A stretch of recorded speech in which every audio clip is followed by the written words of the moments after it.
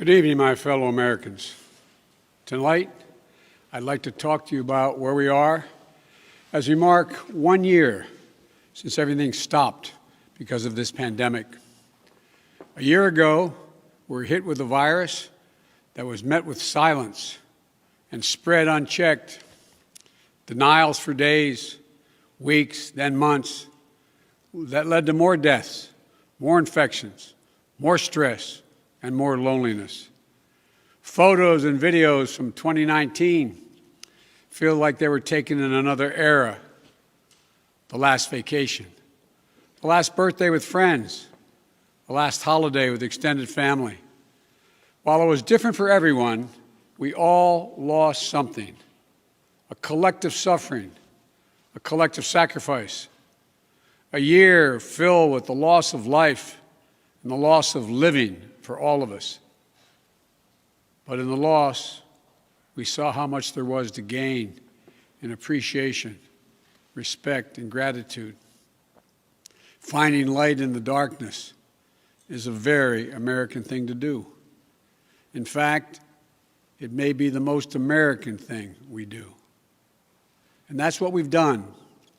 We've seen frontline and essential workers risking their lives, sometimes losing them, to save and help others. Researchers and scientists racing for a vaccine. And so many of you, as Hemingway wrote, being strong in all the broken places. I know it's been hard. I truly know. As I've told you before, I carry a card in my pocket with the number of Americans who have died from COVID to date. It's on the back of my schedule. As of now, total deaths in America, 527,726. That's more deaths than in World War I, World War II, the Vietnam War, and 9/11 combined. There were husbands, wives, sons and daughters, grandparents, friends, neighbors, young and old. They leave behind loved ones, unable to truly grieve or to heal, even to have a funeral. But I'm also thinking about everyone else who lost this past year to natural causes, by cruel fate of accident or other disease. They too died alone. They too leave behind loved ones who are hurting badly. You know, you've often heard me say before, I talk about the longest walk any parent can make is up a short flight of stairs to his child's bedroom to say, I'm sorry, but I lost my job. Can't be here anymore. Like my dad told me when he lost his job in Scranton. So many of you have had to make that same walk this past year. You lost your job. You closed your business. Facing eviction, homelessness, hunger, a loss of control, maybe worst of all, a loss of hope. Watching a generation of children who may be set back up to a year or more because they've not been in school because of their loss of learning. It's the details of life that matter the most. And we miss those details, the big details and the small moments. Weddings, birthdays, graduations, all the things that needed to happen, but didn't. The first date, the family reunions, the Sunday night rituals. It's all has exacted a terrible cost on the psyche of so many of us. For we are fundamentally a people who want to be with others, to talk, to laugh, to hug, to hold one another. But this virus has kept us apart. Grandparents haven't seen their children or grandchildren. Parents haven't seen their kids. Kids haven't seen their friends. The things we used to do that always filled us with joy have become things we couldn't do and broke our hearts. Too often, we've turned against one another. A mask, the easiest thing to do to save lives. Sometimes it divides us. States pitted against one another instead of working with each other. Vicious hate crimes against Asian Americans who've been attacked, harassed, blamed, and scapegoated. At this very moment, so many of them, our fellow Americans, they're on the front lines of this pandemic trying to save lives. And still, they're forced to live in fear for their lives just walking down streets in America. It's wrong, it's un-American, and it must stop. Look, we know what we need to do to beat this virus. Tell the truth. Follow the scientists and the science. Work together. Put trust and faith in our government to fulfill its most important function, which is protecting the American people. No function more important. We need to remember the government isn't some foreign force in a distant capital. No, it's us, all of us. We the people. For you and I, that America thrives when we give our hearts, when we turn our hands to common purpose. And right now, my friends, we're doing just that. And I have to say, as your president, I'm grateful to you. Last summer, I was in Philadelphia and I met a small business owner, a woman. I asked her, I said, "What do you need most?" Never forget what she said to me. She said, looking me in the eye, she said, "I just want the truth. The truth. Just tell me the truth." Think of that. My fellow Americans, you're owed nothing less than the truth. And for all of you asking when things will get back to normal, here is the truth. The only way to get our lives back, to get our economy back on track, is to beat the virus. You've been hearing me say that for while I was running and the last 50 days I've been president. But this is one of the most complex operations we've ever undertaken as a nation in a long time. That's why I'm using every power I have as President of the United States to put us on a war footing to get the job done. Sounds like hyperbole, but I mean it, a war footing. And thank God we're making some real progress now. In my first full day in office, I outlined for you a comprehensive strategy to beat this pandemic. We've spent every day since attempting to carry it out. 2 months ago, this country didn't have nearly enough vaccine supply to vaccinate all or ever near all of the American public. But soon we will. We've been working with vaccine manufacturers, Pfizer, Moderna, Johnson & Johnson, to manufacture and purchase hundreds of millions of doses of these 3 safe, effective vaccines. And now, at the direction and with the assistance of my administration, Johnson & Johnson is working together with a competitor, Merck, to speed up and increase the capacity to manufacture new Johnson & Johnson vaccine, which is one shot. In fact, just yesterday, I announced, and I met with the CEOs of both companies, I announced our plan to buy an additional 100 million doses of Johnson & Johnson vaccines. These 2 companies, competitors, have come together for the good of the nation, and they should be applauded for it. It's truly a national effort, just like we saw during World War II. Now, because of all the work we've done, we'll have enough vaccine supply for all adults in America by the end of May. That's months ahead of schedule. And we're mobilizing thousands of vaccinators to put the vaccine in one's arm, calling active duty military, FEMA, retired doctors and nurses, administrators, and those to administer the shots. And we've been creating more places to get the shots. We've made it possible for you to get a vaccine at nearly any one of 10,000 pharmacies across the country, just like you get your flu shot. We're also working with governors and mayors in red states and blue states to set up and support nearly 600 federally supported vaccination centers that administers hundreds of thousands of shots per day. You can drive up to a stadium or a large parking lot, get your shot, never leave your car, and drive home in less than an hour. We've been sending vaccines to hundreds of community health centers all across America, located in underserved areas. And we've been deploying, and we will deploy more, mobile vehicles and pop-up clinics to meet you where you live so those who are least able to get the vaccine are able to get it. We continue to work on making at-home testing available.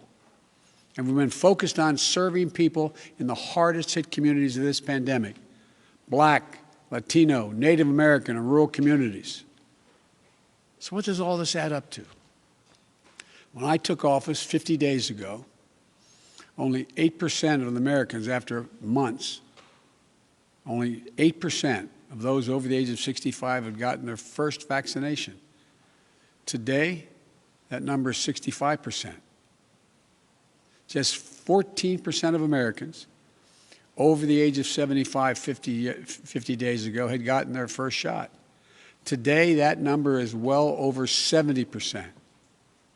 With new guidance from the Centers for Disease Control and Prevention, the CDC, that came out on Monday, it means simply this: millions and millions of grandparents who went months without being able to hug their grandkids can now do so. And the more people are fully vaccinated, the CD will continue to provide additional guidance on what you can do in the workplace, places of worship with your friends, as well as travel. When I came into office, you may recall, I set a goal that many of you said was that kind of way over the top. I said I intended to get 100 million shots in people's arms in my first 100 days in office. Tonight, I can say we're not only going to meet that goal, we're going to beat that goal, because we're actually on track to reach this goal of 100 million shots in arms on my 60th day in office. No other country in the world has done this. None. Now, I want to talk about the next steps we're thinking about. First, tonight, I'm announcing that I will direct all states, tribes, and territories to make all adults, people 18 and over, eligible to be vaccinated no later than May 1. Let me say that again. All adult Americans will be eligible to get a vaccine no later than May 1. That's much earlier than expected. Let me be clear. That doesn't mean everyone's going to have that shot immediately, but it means you'll be able to get in line beginning May 1. Every adult will be eligible to get their shot. And to do this, we're going to go from 1 million shots a day that I promised in December, before I was sworn in, to beating our current pace of 2 million shots a day, outpacing the rest of the world. Secondly, at the time when every adult is eligible in May, we will launch, with our partners, new tools to make it easier for you to find the vaccine and where to get the shot, including a new website that will help you first find the place to get vaccinated and the one nearest you. No more searching day and night for an appointment for you and your loved ones. Thirdly, with the passage of the American Rescue Plan, and I thank again the House and Senate for passing it, and my announcement last month of a plan to vaccinate teachers and school staff, including bus drivers, we can accelerate massive nationwide effort to reopen our schools safely and meet my goal that I stated at the same time, about 100 million shots, of opening a majority of K-8 schools in my first 100 days in office. This is going to be the #1 priority of my new Secretary of Education, Miguel Cardona. Fourth, in the coming weeks, we will issue further guidance on what you can and cannot do once fully vaccinated, to lessen the confusion, to keep people safe, and encourage more people to get vaccinated. And finally, fifth, and maybe most importantly, I promise I will do everything in my power. I will not relent until we beat this virus. But I need you, the American people. I need you. I need every American to do their part. And that's not hyperbole. I need you. I need you to get vaccinated when it's your turn and when you can find an opportunity. And to help your family, your friends, your neighbors get vaccinated as well. Because here's the point. If we do all this, if we do our part, if we do this together, by July the 4th, there's a good chance you, your families and friends will be able to get together in your backyard or in your neighborhood and have a cookout or a barbecue and celebrate Independence Day. That doesn't mean large events with lots of people together, but it does mean small groups will be able to get together.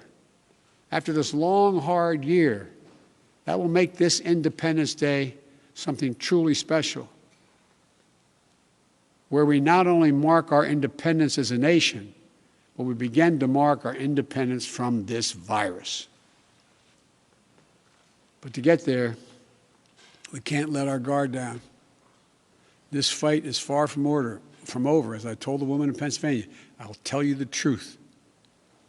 July 4th with your loved ones is the goal. But a lot can happen. Conditions can change. The scientists have made clear that things may get worse again as new variants of the virus spread.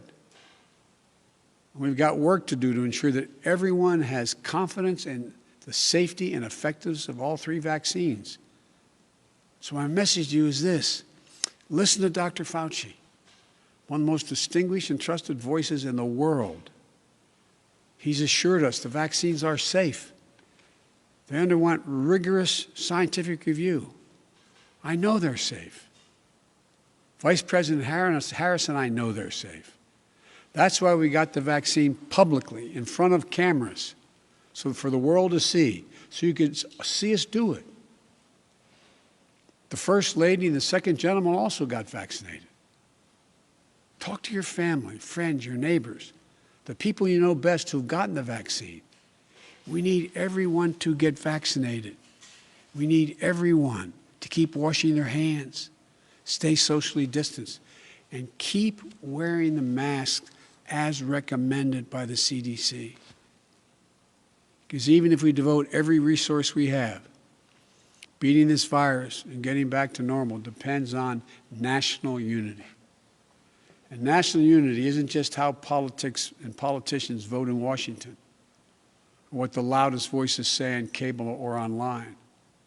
Unity is what we do together as fellow Americans.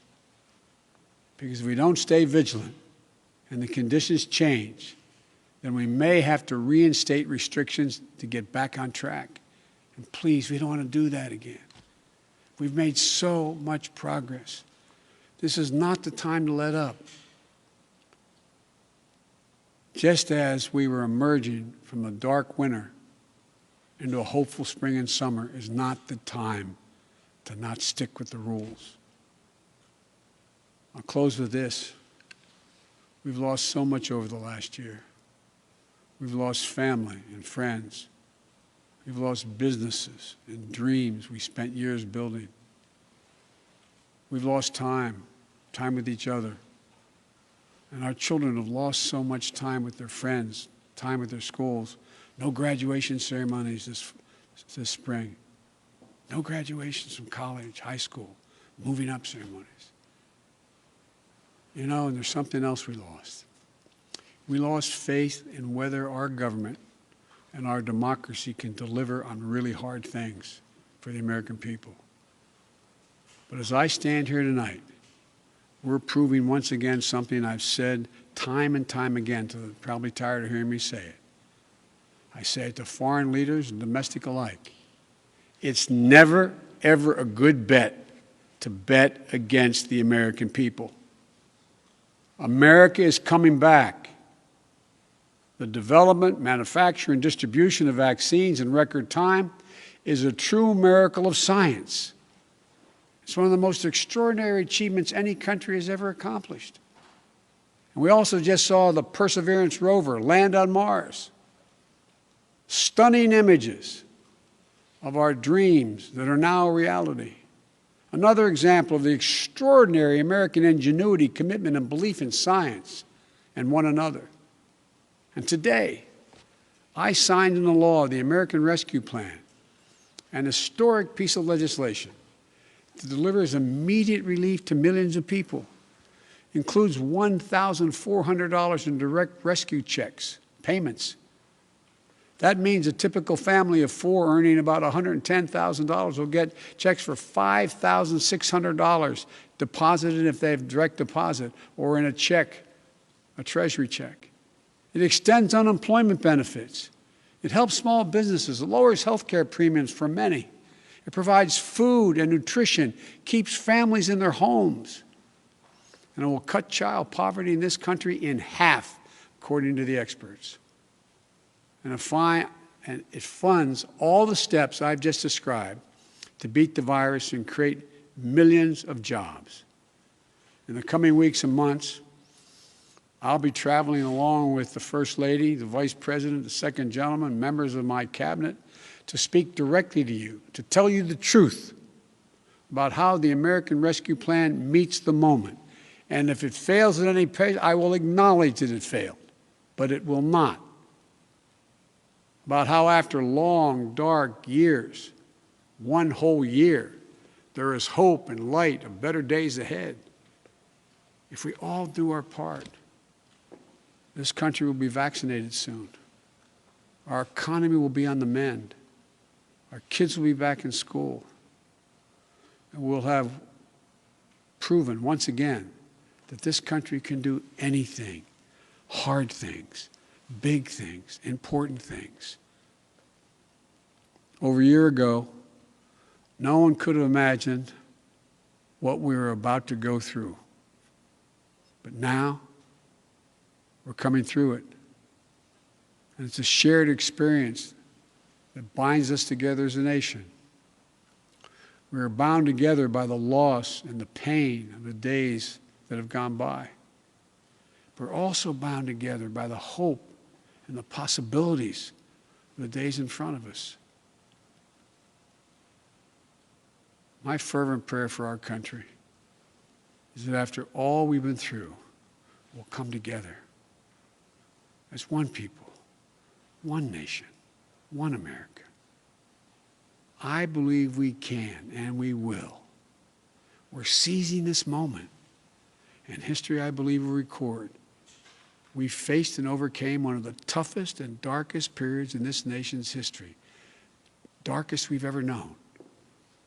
I promise you, we'll come out stronger with a renewed faith in ourselves, a renewed commitment to one another, to our communities and to our country. This is the United States of America. And there's nothing, from the bottom of my heart I believe this, there's nothing we can't do when we do it together. So God bless you all. And please, God, give solace to all those people who lost someone. And may God protect our troops. Thank you for taking the time to listen. I look forward to seeing you.